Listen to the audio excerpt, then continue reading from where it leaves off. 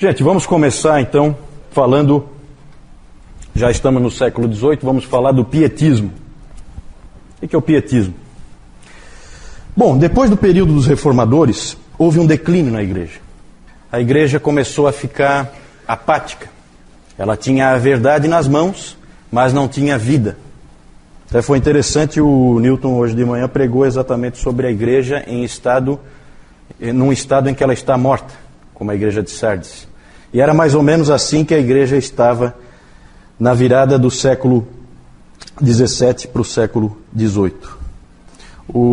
E isso é interessante porque isso aconteceu em todas as frentes. Na virada do século XVII para o século XVIII, a igreja ela ficou como que morta, com a verdade nas mãos, acreditando naquela verdade, mas sem vida, sem vibração naquilo. É o que se chama de ortodoxia morta. Por quê? Porque não é uma heresia, a pessoa não é herege. Pelo contrário, ela crê em todas as verdades, ela crê na Bíblia, ela crê nas verdades bíblicas, mas não tem vida. Se você quer saber o que é ortodoxia morta em detalhe, leia esse livro aqui, Avivamento, do Dr. Lloyd Jones. Nesse livro, ele trata da ortodoxia morta, ele usa como preâmbulo para todo o conteúdo do livro. É no contexto de ortodoxias mortas que surge o avivamento, normalmente. E isso aconteceu, gente, exatamente quando o iluminismo e o romantismo, que nós vimos no final do domingo passado, ganhou força. Ganhou força, atacando o cristianismo, tentando derrubar os fundamentos do cristianismo. Exatamente nessa hora, a igreja estava morta, apática, sem vida, sem ação, sem capacidade de reação. E é nessas circunstâncias que surge o movimento pietista. O movimento pietista ocorre dentro da igreja luterana, dentro do ramo luterano da reforma, do protestantismo. E o que houve ali foi um reavivamento. O Cotton Mather, descendente dos puritanos, lá na Nova Inglaterra, americano, ele é interessante porque ele é neto de dois grandes puritanos, John Cotton e Richard Mather, por isso que o nome dele é Cotton Mather, ele é uma mistura dos dois, muito interessante, é um sujeito muito bacana de você ler, tem bastante coisa dele disponível, inclusive na internet. E ele chamou o que estava acontecendo lá na Alemanha de calor do fogo de Deus no coração da Alemanha. Foi assim que ele usou a expressão. Calor do fogo de Deus no coração da Alemanha. E esse movimento pietista ocorre em duas frentes. Uma com esse sujeito ali, Philipp Jakob Spener, e outra frente com o Nikolaus, num segundo estágio, numa segunda etapa, Nikolaus Ludwig von Zinzendorf, Conde Zinzendorf. Vamos falar primeiro do Spener. Ele era um pastor luterano, e ele, como todo pastor luterano, muito influenciado por Lutero, e ele disse uma coisa interessante sobre aquela época. Se Lutero viesse aqui hoje, ele não reconheceria como seus discípulos muitos dos seus descendentes espirituais. Porque esse era o estado da igreja. Lutero, se viesse aqui, ele não ia reconhecer como discípulos dele verdadeiros as pessoas que estavam na igreja luterana. O Spener percebia que Lutero nunca fez separação entre mente e coração, porque essa separação começa a aparecer mais forte com o iluminismo e o romantismo, nós discutimos isso no domingo passado. E o Spener disse, não, essa separação o Lutero nunca defendeu e a Bíblia nunca fez. Ele tornou-se pastor na cidade de Frankfurt, na Alemanha, e lá ele fez algo bem estranho. Ele começou na sua igreja a reunir um grupo de cristãos compromissados em pequenos grupos de estudo bíblico e oração. Ele tinha uma igreja maior, só que nessa igreja tinha um monte de gente que não era verdadeiramente convertida. Porque, como ele mesmo disse, tinha essa situação. Então ele tinha um grupo de pessoas que, junto com ele, se reuniam num grupo menor e estudavam a Bíblia e oravam juntos. Esse sujeito escreveu um livro importante, que é o Pia Desideria. O que significa isso? Desejo de piedade. Ele acabou indo para a Universidade de Halle, em Berlim, Lá ele foi ser professor e ele convidou um amigo dele mais jovem, chamado Frank, August Hermann Frank, para ser professor de grego na universidade. Só que o que acabou acontecendo ali é que a universidade começou a fazer uma série de coisas. A própria universidade começou a estabelecer orfanatos, a estabelecer uma editora, casa para viúvas e órfãos já falei, né? Uma casa para abrigar viúvas e muitas outras obras assistenciais. Na verdade, ali começou a haver, em plena universidade, começou a haver vida novamente. Dedicação a Deus, dedicação às coisas de Deus, coisa que tinha desaparecido. O Frank, ele escreveu um livro chamado Pietas Hallenses, uma demonstração pública das pegadas de um ser divino no mundo. Lá ele conta toda a experiência de como eles estabeleceram tudo aquilo, como eles fortaleceram os cristãos, como os cristãos começaram a ser atuantes no meio da sociedade. E esse livro foi muito importante porque ele influenciou muita gente. Influenciou George Miller, que talvez alguns de vocês conheçam, George Miller, né, famoso pelos seus orfanatos. Influenciou o Hudson Taylor, influenciou Francis Schaeffer. Foi uma grande influência esse livro do Frank. Essa foi a primeira fase. A segunda fase, talvez mais interessante, o Spener morreu em 1705. Quando o Spener morreu, o conde de Zinzendorf tinha 5 anos de idade. Era um garoto só. Ele estudou em Halle mais tarde, quando já era mais velho, tornou-se advogado e ministro do Evangelho. Ele era um conde, um jovem rico, ele era conde, e dedicou a sua vida a Cristo.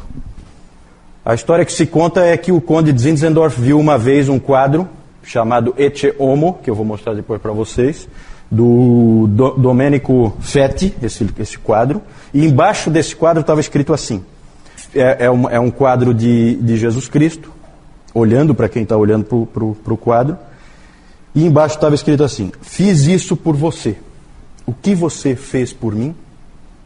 E aí aquilo marcou ele muito, ver aquele quadro. E aí ele escreveu o seguinte: eu tenho amado ele por um longo período, mas eu nunca verdadeiramente fiz algo por ele. De agora em diante eu farei qualquer coisa que ele me dirija a fazer. Então ele se consagrou totalmente ao Senhor. E é engraçado porque essas coisas são perigosas, né? Ele se entregou dessa maneira. E aí, agora, o que será que o Senhor vai dirigir ele a fazer? Sabe o que aconteceu? Ele era um conde, ele tinha terras, muitas terras, herdadas, né, evidentemente. E o que aconteceu é que na providência de Deus apareceu um grupo de 300 morávios perseguidos e foram dar na porta dele. Essa foi a resposta que o Senhor Jesus deu para ele. Ele disse que ele faria, então vai fazer. Está aqui, 300 pessoas, não é pouca gente, certo? 300 pessoas. Perseguidas, sem casa, tinham deixado tudo para trás. O que fez o conde de Zinzendorf? Acolheu todos eles na sua propriedade. É alguma propriedade, né? Porque você acolher 300 pessoas numa propriedade e dar, é porque realmente não era pouca coisa. No início, houve muitos problemas, muitas dificuldades. Vocês podem imaginar, não adianta idealizar 300 pessoas juntas, não é fácil. Todo tipo de problema pode surgir. E ele chegou a desanimar, ficou desanimado com o que estava acontecendo e tal. Ele não sabia como cuidar daquelas 300 pessoas que estavam ali, que Deus tinha mandado aos cuidados dele. Mas isso aí foi, a propriedade dele era em Herrnhut, e isso aí foi em 1722 que eles chegaram lá. Em 1727 aconteceu uma coisa surpreendente, é o chamado Verão de Ouro. De repente houve uma transformação em todas as pessoas ali. O avivamento caiu sobre aquelas pessoas e elas se tornaram uma verdadeira força na igreja do Senhor. Mas gente, muita força mesmo. Vocês já vão ver. Essas pessoas foram ali transformadas, Deus aqueceu o coração delas de uma maneira tal que elas passaram a ser um verdadeiro dínamo no reino de Deus. São os irmãos morávios. As ênfases deles eram estudo bíblico, oração, muita oração. Ali tem aquela famosa reunião de oração que durou 100 anos. Vocês conhecem essa? Uma reunião de oração que durou 100 anos. Foi entre os irmãos morávios. Durante 100 anos, 24 horas por dia, um homem e uma mulher, o tempo inteiro, em revezamento, evidentemente, pelo menos um homem e uma mulher, estavam no centro morávio orando. Durante 100 anos.